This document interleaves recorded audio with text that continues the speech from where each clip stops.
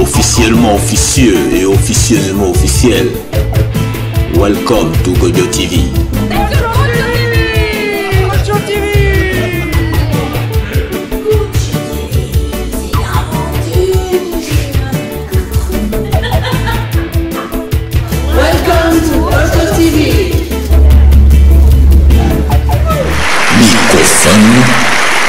politique.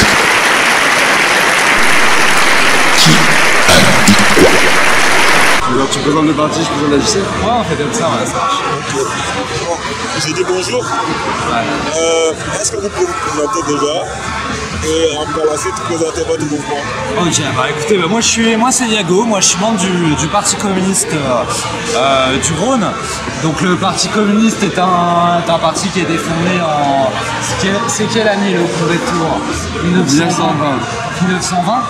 Donc qui est né de la scission avec la SFIO, donc une scission qui est née sur la question de la guerre, sur quelle attitude devait avoir le mouvement ouvrier par rapport à la Première Guerre mondiale.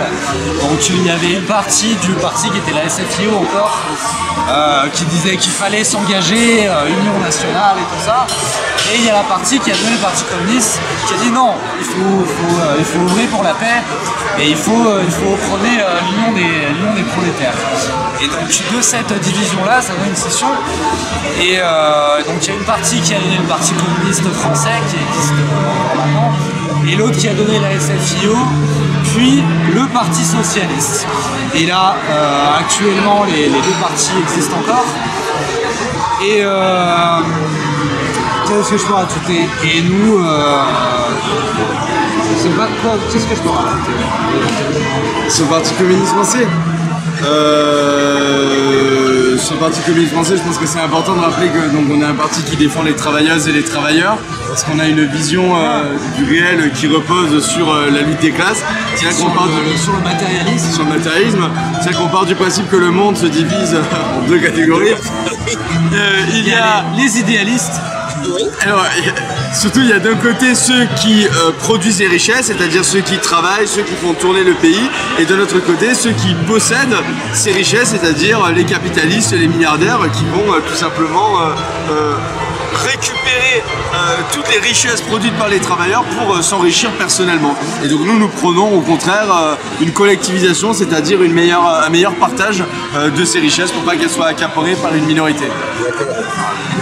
Anticapitaliste. Anticapitaliste. On n'aime pas le terme parce qu'il est pas très clair. Nous on est communiste. Voilà, on est avant tout communiste. Parce qu'anticapitaliste, ça implique qu'on est contre quelque chose. Or nous les communistes, nous sommes pour un projet. On a un projet, voilà.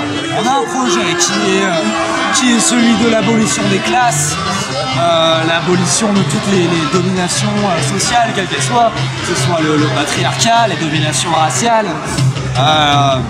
Et à terme même l'abolition de l'État, c'est le projet. Et pour y parvenir, on a une solution qui est l'État socialiste, la dictature du prolétariat. C'est ce qui est censé nous permettre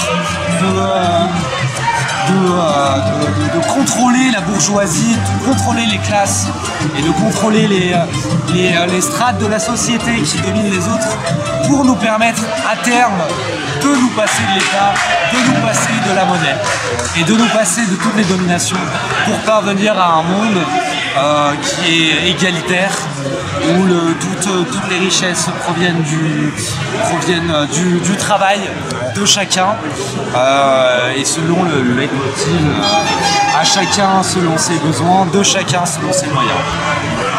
D'accord. Vu comme notre société est partie en ce moment, quel espoir ça vous laisse? Est-ce que vous pensez que pour renverser cette situation, écoutez, si on écoute Marx, aucun système n'est éternel. Il y a eu d'abord le système qui était basé sur l'esclavagisme qui s'est effondré. Il y a eu le féodalisme qui s'est effondré. Le capitalisme bourgeois ne va pas échapper à la règle. Donc nous, notre rôle en tant que personnes qui sont conscientes, et qui sont conscientes de comment fonctionne le monde, de comment fonctionnent les dynamiques entre les différentes strates de la société. Notre rôle, c'est de faire en sorte que l'effondrement du capitalisme parvienne déjà le plus rapidement possible, mais surtout qu'il amène à quelque chose de vertueux qu'on construit nous en tant que travailleurs comme quelque chose de vertueux et quelque chose qui permette l'émancipation humaine et l'égalité pour tout le monde.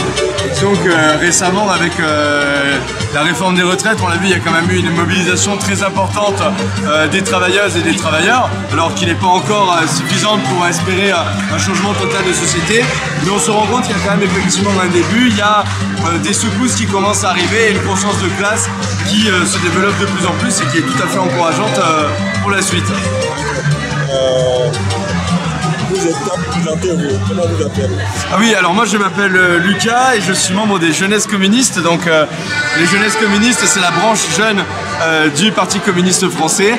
Donc nous on va travailler plus spécifiquement sur les questions des étudiantes et des étudiants précaires, sur la question des jeunes travailleurs notamment, puisque comme on le sait, dans le marché de l'emploi, les jeunes ont souvent des contrats absolument précaires, travaillent dans des conditions absolument pénibles. Et aujourd'hui, avec la privatisation qui s'accentue, avec le recul du salaire à la qualification qui a été un grand acquis social, eh bien on se retrouve avec des jeunes qui sont de plus en plus tôt exploités par des conditions de travail en fait absolument indécentes.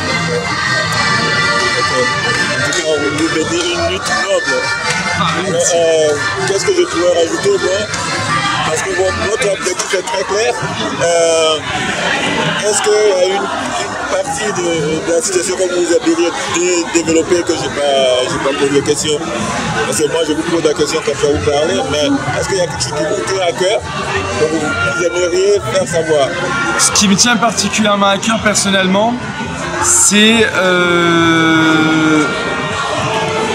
de rendre aux travailleuses et aux travailleurs la dignité qu'on leur a volée. C'est-à-dire qu'aujourd'hui, on part du principe que les travailleuses et les travailleurs ne sont rien, que dans certains milieux peut-être un peu plus bourgeois, ces gens-là sont des Gaulois réfractaires, sont des gens qui ne sont rien, qui ne servent à rien, qui sont bêtes. Et je trouve ça terriblement méprisant parce que les classes travailleuses sont une richesse. C'est elles la force, c'est elles qui mènent notre pays. Il y a une vraie sagesse populaire et il faut redonner de la dignité à tous ces gens qui tous les matins se lèvent à 5 h du mat pour faire tourner le pays. Merci beaucoup. Merci à vous. C'est quoi le nom de ta chaîne YouTube? Alors c'est Gogo TV, attendez, je vais vous donner. Yokoso, Gogo TV. Moi du vin, avec que j'en goûte. Vive le vin, vive l'amour. Buvons le vin et l'amour à son train. Veux-tu venir, charmante brune, te promener dans mon jardin? Nous mangerons de la salade et de l'artichaut à la poivrade. Vive le vin, vive l'amour, buvons le vin et l'amour à son train. Assis l'amour prenait racine, j'en planterai dans mon jardin. J'en planterai sinon si large que j'en ferai part à mes camarades. Vive le vin, vive l'amour, buvons le vin et l'amour à son train. Fais-moi mon lit, charmante brune, fais-moi mon lit, je veux dormir. Auparavant que je me couche, verse-moi du vin, l'avec que j'en goûte. Vive le vin, vive l'amour, buvons le vin et l'amour à son train.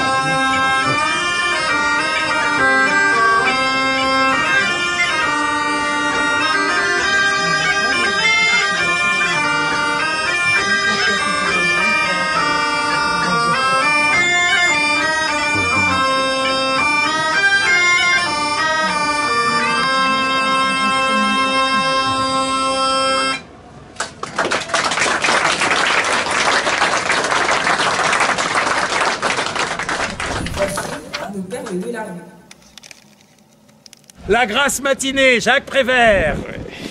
Il est terrible, le petit bruit de l'œuf dur cassé sur un comptoir d'étain. Il est terrible ce bruit quand il remue dans la mémoire de l'homme qui a faim. Elle est terrible aussi la tête de l'homme qui a faim. Quand il se regarde à 6 h du matin dans la glace du grand magasin, une tête couleur de poussière. Ce n'est pas sa tête pourtant qu'il regarde dans la vitrine de chez Potin. Il s'en fout de sa tête, l'homme. Il n'y pense pas, il songe. Il imagine une autre tête. Une tête de veau, par exemple, avec une sauce de vinaigre. Ou une tête de n'importe quoi qui se mange. Et il remue doucement la mâchoire, doucement, et il grince des dents, doucement, car le monde se paie de sa tête. Et il ne peut rien contre ce monde. Et il compte sur ses doigts. 1, 2, 3. 1, 2, 3. Cela fait 3 jours qu'il n'a pas mangé. Et il a beau se répéter depuis 3 jours, ça ne peut pas durer. Ça dure 3 jours, 3 nuits, sans manger. Et derrière ces vitres, ces pâtés, ces bouteilles, ces conserves, poissons morts protégés par des boîtes, boîtes protégées par des vitres, vitres protégées par des flics, flics protégés par la crainte. Que de barricades pour si malheureuses sardines. Un peu plus loin, le bistrot, café crème et croissant chaud. L'homme titube.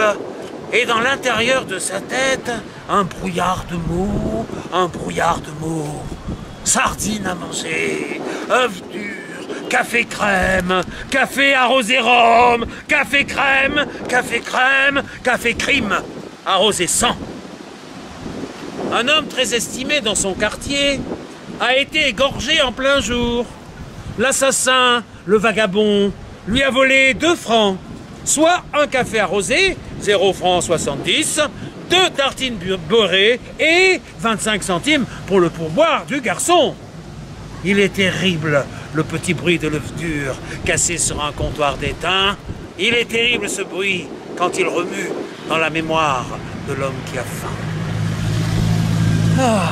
La musique, c'est un excellent moyen de partager, de se développer intellectuellement, mentalement, physiquement, tout ça. Et du coup, pour ceux qui peuvent faire de la musique, je les encourage à pratiquer la musique. Ça va faire beaucoup de bien. Ok, voilà. Merci. À bientôt. Un maximum de bruit pour M. Manuscrit au clavier, s'il vous plaît.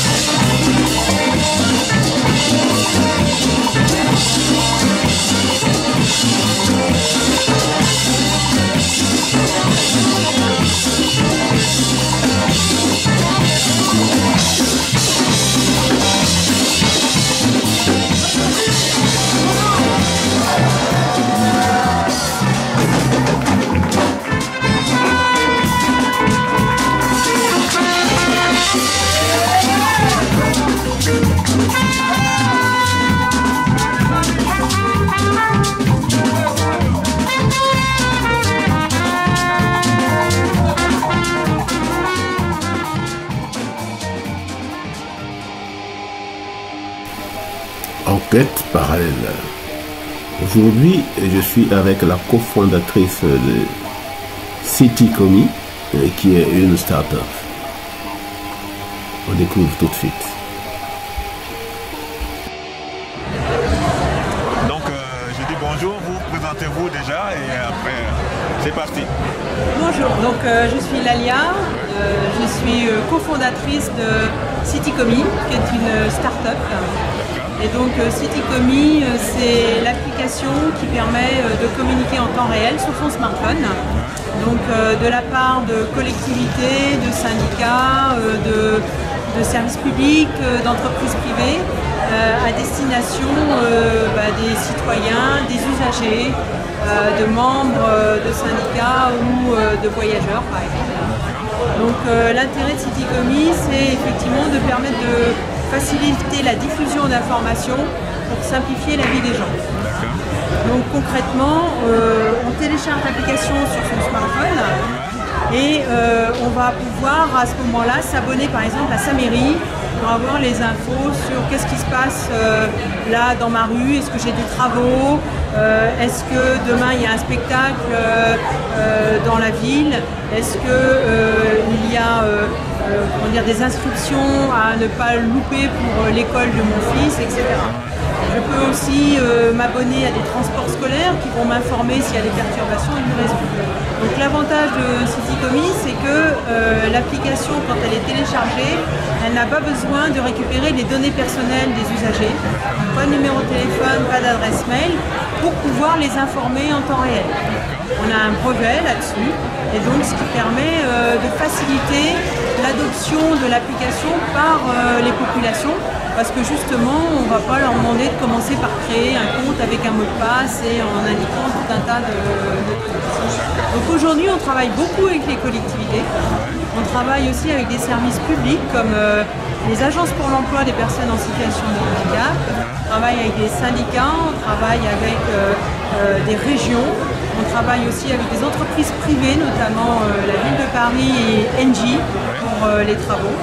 Et donc, de plus en plus, on se développe parce que justement, jusqu'à présent, pour pouvoir faire de la communication sur smartphone, il fallait envoyer des SMS ou développer sa propre application, ce qui était très cher. Donc nous, comme on est une plateforme, il suffit maintenant de prendre un compte sur la plateforme Citycomi pour pouvoir diffuser de l'information locale et hyper pertinente. Ça va être récupéré par le gouvernement bientôt, non? Non, pourquoi? Parce que je pense que nous, ce qui nous intéresse, c'est de faire un service qui soit accessible à tous. On est quelque chose de très simple. On est contre la complexité et donc à partir de là, nous, ce qui fait que ça fonctionne, c'est que tout le monde peut y avoir accès. Et généralement, les grandes structures comme le gouvernement, les grandes entreprises, ils veulent des choses très compliquées que personne ne télécharge jamais. Donc je ne pense pas que dans les médias, ça soit vraiment leur souci. D'accord. Le dernier mot, vous revient. Le dernier mot? Eh bien, l'avantage de Citycomi, c'est d'avoir la bonne information au bon moment, sans être traqué, pisté par les algorithmes. Et donc c'est libre, accessible à tout le monde. Et en plus, à aucun moment, on est capable de capter les gens et de les garder captifs et de leur envoyer plein de billes. Voilà. Okay. Merci beaucoup. Merci.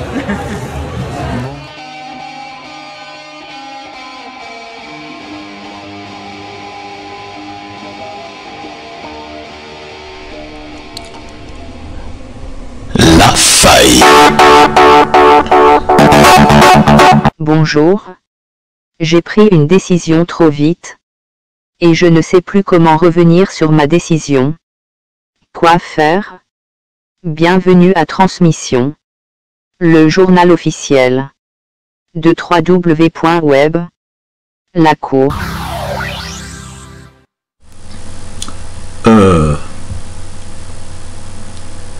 Toujours bien réfléchir avant toute décision. Car, dans les deux sens, le pouvoir de dire non, c'est aussi le pouvoir de dire oui, mais sans regret. Oui. Combattre mon orgueil. Merci. À bientôt pour une autre idée. Au revoir.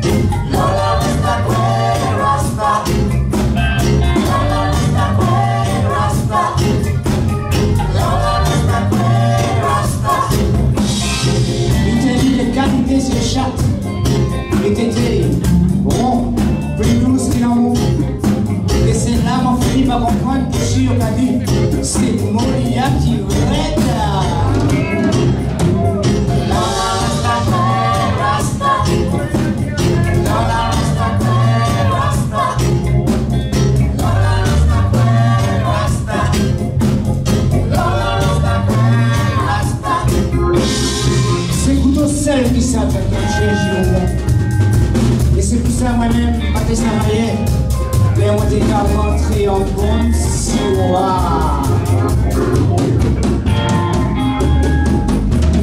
Lola rasta que rasta, Lola rasta que rasta, Lola rasta que rasta, Lola rasta que rasta. Ça qui quand même des chalets pour s'en va là, c'était en Belgique, Festmaté, Malayenne et Padua, en Belgique et Manègue, qui était qu'à faire moins voyager.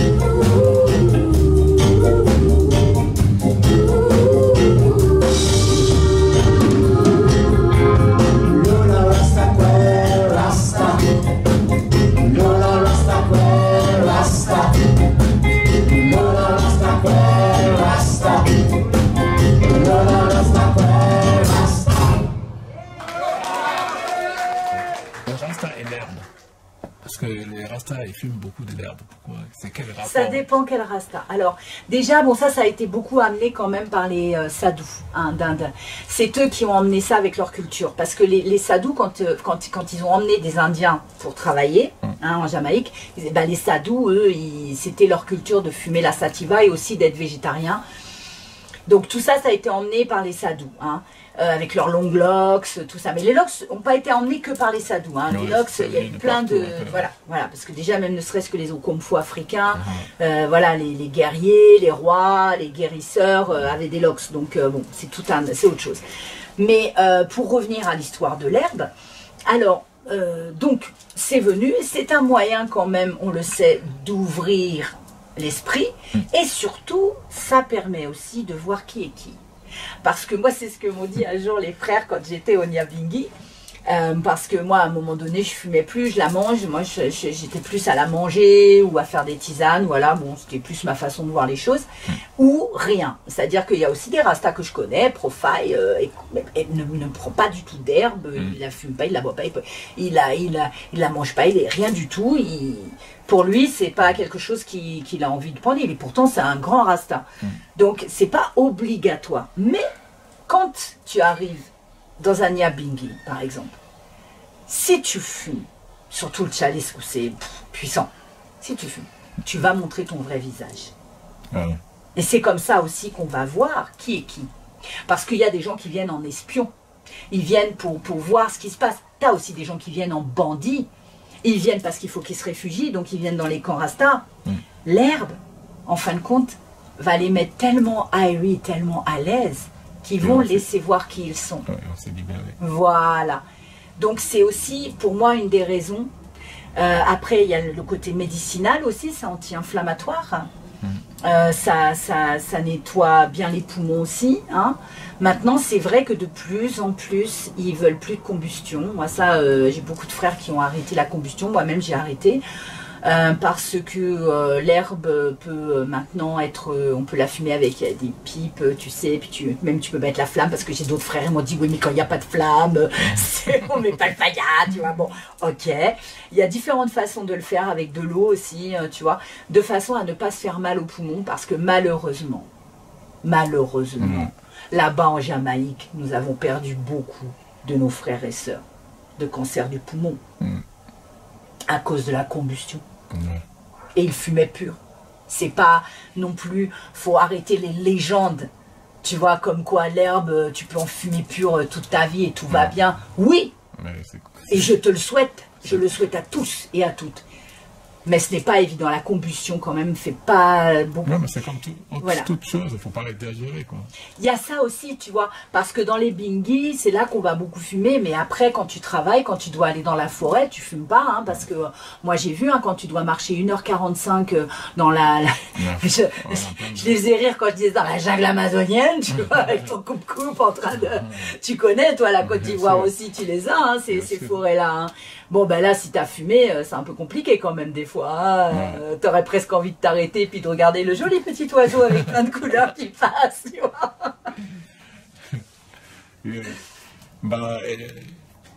Ce côté, bon, là c'est la fumée, tout ça.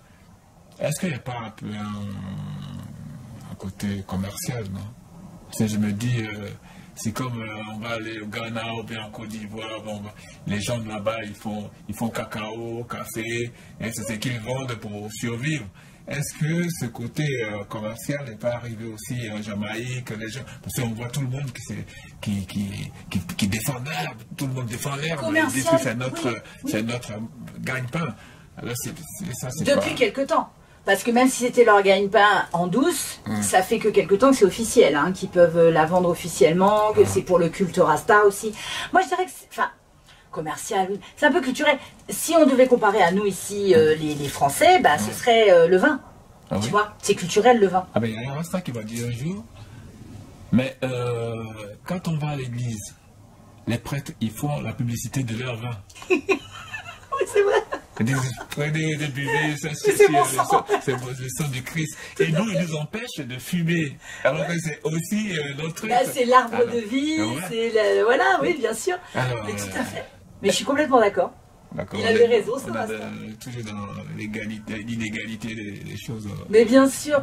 Bah, c'est aussi, bon, là-bas en Jamaïque, je ne l'ai pas vécu comme ça. En Jamaïque, avant qu'il y ait la liberté de vendre, tu vois, que ça ne soit pas légalisé, moi, il y avait la police, hein, puis la police là-bas, elle n'est pas comme ici, hein, ils arrivent avec les gros trucs et tout, ils te courent après dans le yard, c'est une affaire.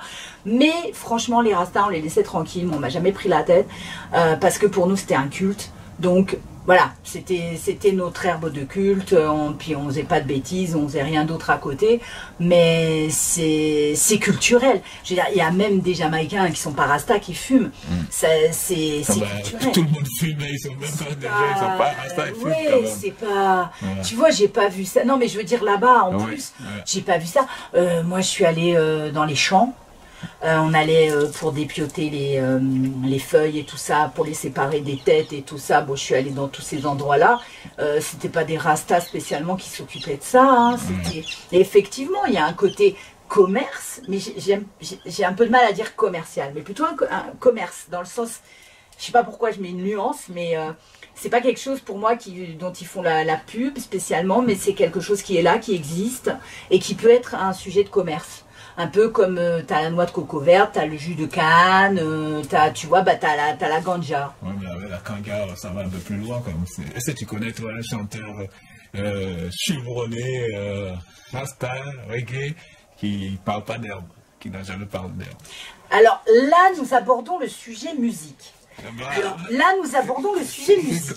Pardon. Oui, évidemment, parce que là, c'est commercial. Là, oui. S'ils font une tune, comme moi j'ai fait I like my spliff, I love it. Parce que ça, quand tu le chantes en sound system ou en concert, tout de suite, t'as tout le monde qui est là. Oui. Là, oui. Voilà, oui. Ok. La question était bonne alors. Parce que j'allais la poser très simplement, j'allais dire, qu'est-ce que la musique représente pour les Rastas? Ou sinon, qu'est-ce que le reggae représente pour les Rastas?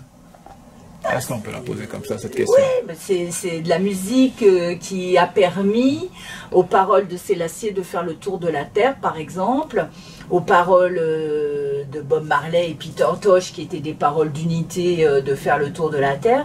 Le reggae a permis tout ça, mais pas seulement. Malheureusement, il a aussi permis de faire le tour de la Terre pour des choses beaucoup plus négatives, comme l'homophobie, et puis par des incompréhensions, des malentendus, quand les gens ils disaient ouais, faut brûler les bâtiments, par exemple, brûler, le mot brûler, tu vois, c'est pas, faut pas le prendre au premier sens du terme, genre tu vas brûler la personne.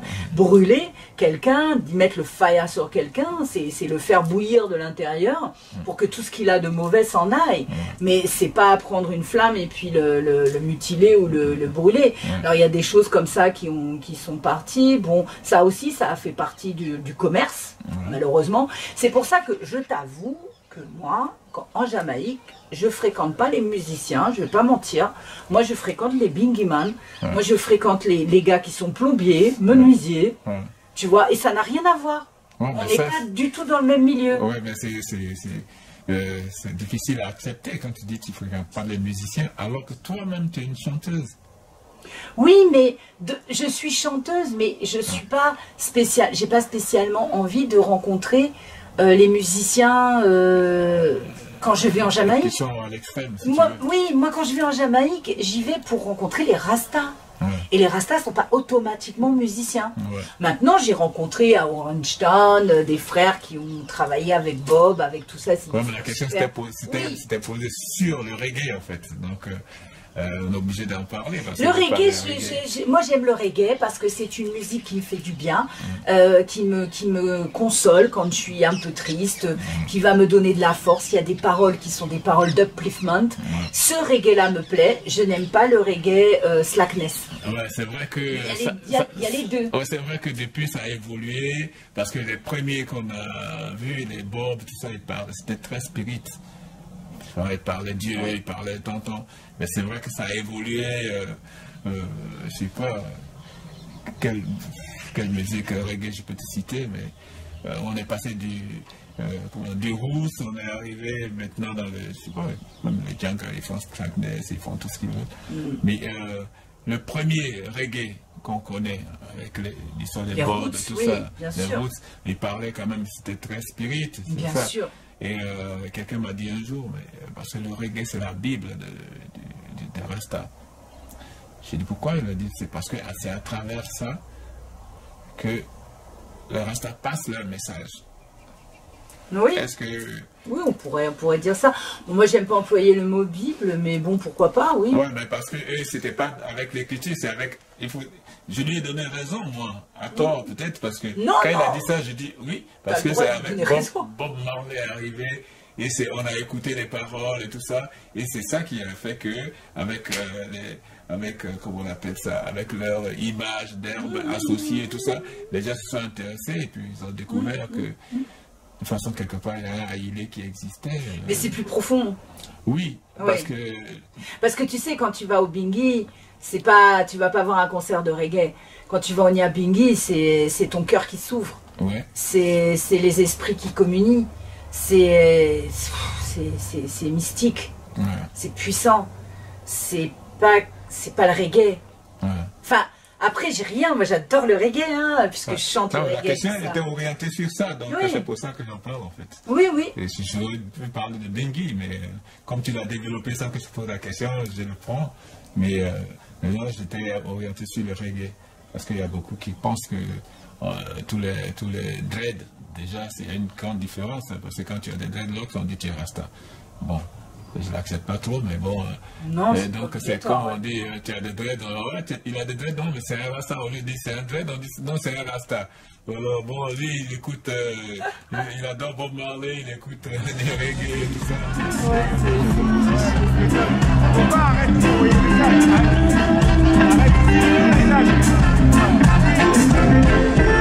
away, second on the way. Oh, yes, away, come, dream on. For I want to go to that mountain where the men cannot hold the floor. Oh, for the wise man, and not the good. Oh, Zion on your way, Zion on your way.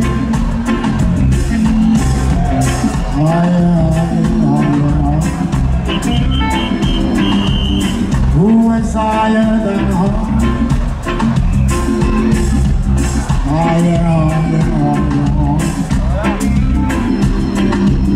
Who is higher than her?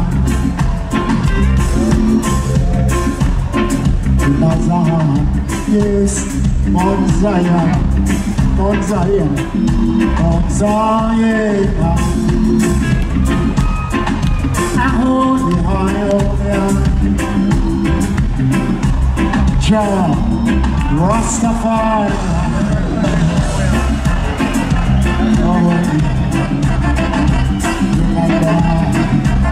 In Zion, I am behind road train driver. Now come on, come on.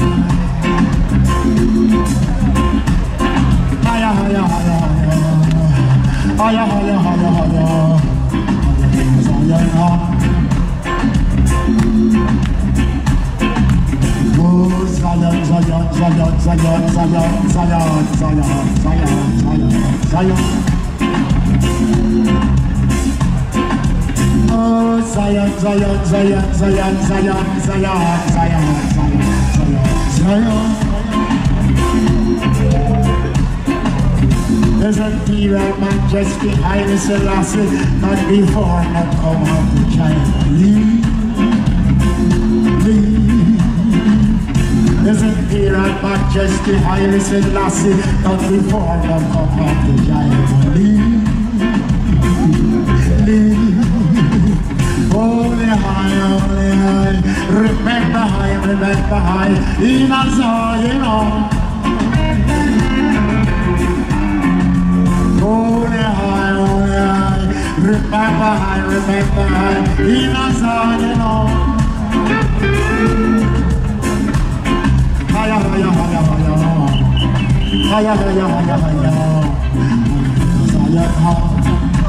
Zion, Zion, Zion. Haya, haya, haya, haya. Haya, haya, haya, haya. Zion. Oh, yeah, remember high, in Azar, you know.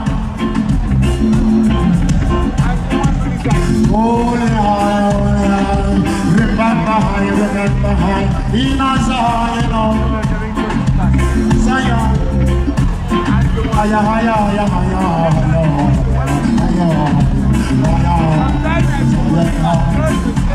Zion, Zion. Oh, Zion, Zion, Zion, Zion, Zion, Zion, Zion, Zion, oh, Zion, yes, Zion, Zion, time 3.